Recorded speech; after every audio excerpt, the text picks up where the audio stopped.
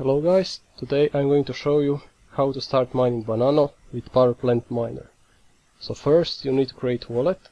You'll have this link in description. Just copy and paste it.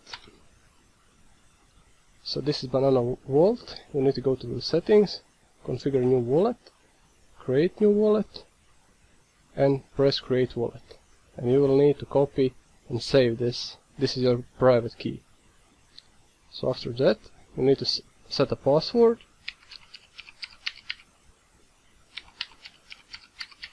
And press set password. After that, go to accounts, and this is your public key. You will need that for later. Next step is to go to Banano Powerplant miner, copy this link and paste it.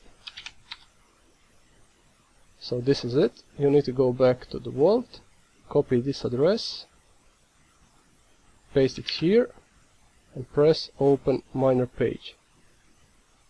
When you are here, just press start. You need to press a few times, maybe.